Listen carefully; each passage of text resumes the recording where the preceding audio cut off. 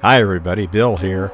Hey, I've got to dig up that doggone outside water hydrant that I put in just a short while ago. Welcome to Bill Burkhart's Adventures in Iowa. Well, this is going to be one of the easier digs that I've done here with the backhoe.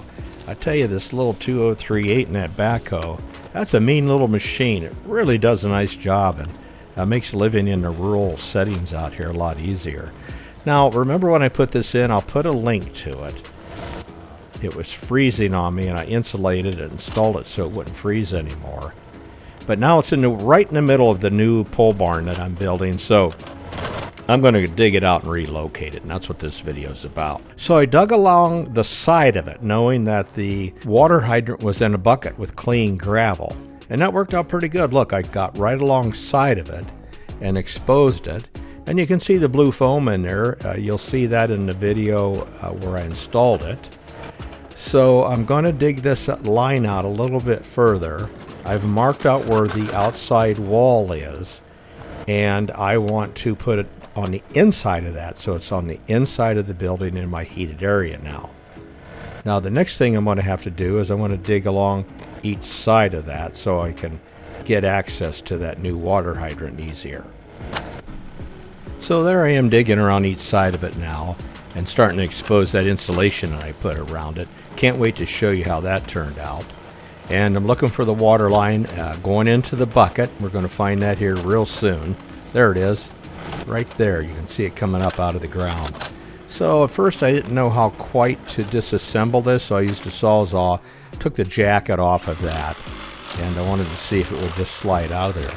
But I was really happy, and I'm happy to report that the insulation really adhered itself to that galvanized pipe and really provided good insulation. We're going to pull it out of here and take a better look at it. So I cut the water line. I got my tools out, my impact wrench, gloves, torch, and coffee.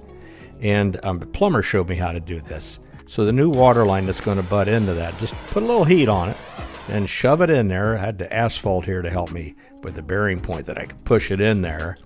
Now we'll crawl down in the hole and we're going to do the same thing. We'll heat this line up, and then I'll shove that new pipe into that. I did pour a little bleach into that line since it's been open. Just it's an outdoor hydrant, but you know, a little bleach maybe kills some germs or something there. So there, it shoved it in. It's in a a drain tile sleeve, so you can move that line. Well, I put a couple of clamps on it and tightened it up on both sides. I put 2 clamps on each side. One's good, two's better, right? So here's the end that's going to stick outside for a temporary while. Heat it, shove it in, and I put a hydrant end on it. So then I went inside and turned the water on, and a plumber once told me, turn your water on slow and listen for the water sound. That way, if you do have a big leak, it's not pouring all over the place. And listen for the water to stop. When it does, you can go ahead and open the valve all the way. So here I am with the water line, and I use 200 psi. Lowe's sells 100 psi, but I chose this 200 because if there's a rock or something on it causing problems, I just want to be on the better built side of this. All right, so I want to get this clay and rock hauled back there to where we've been dumping and expanding the rear of this lot. This almost looks like what is that game, a Tetris game, where I've got to go around all the obstacles I've created. I don't know why I do that, but I always put things right in the middle of my way. So this is really a good picture of what my soil's like here. It's rock and clay everywhere. Until you get down about 5 feet, 6 feet, then you're going to get into some really hard, or not hard, but solid limestone. So that's what you deal with around here. So there's a nice aerial picture. You can see a retaining wall there to the left of the tractor. I put that in. There's a video coming soon showing you how we did that. And I'm just extending the back there and getting rid of that soil.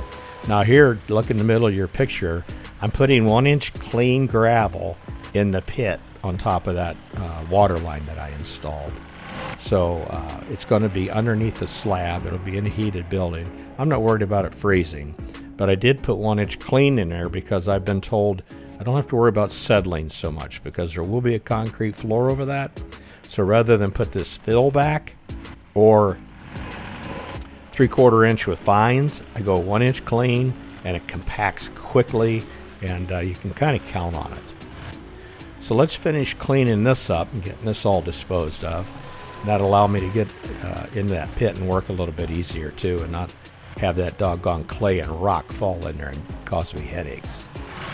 Well, let's take a look at the hydrant itself. Look at the insulation there, and you may want to take a look at the previous video that showed me installing that. Boy, that insulation just adhered to that pipe and really did a good job for me.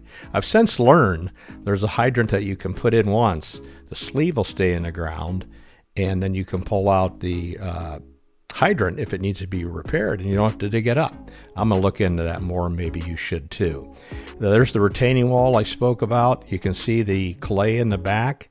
Now that's all fill and all of it, cement and everything in there busted up. I'm not building on that. That'll be there for generations to come, but it'll be a nice place if I want to go out the back doors of the building, the sandblast, or do whatever I want to do.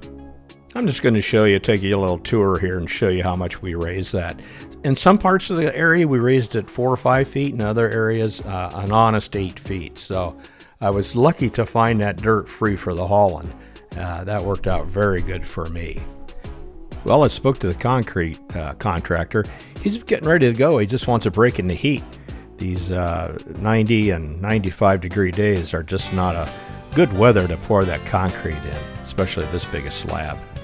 Hey, stay in touch, everybody. It's going to wrap this video up, and we'll talk to you real soon. So long, everybody.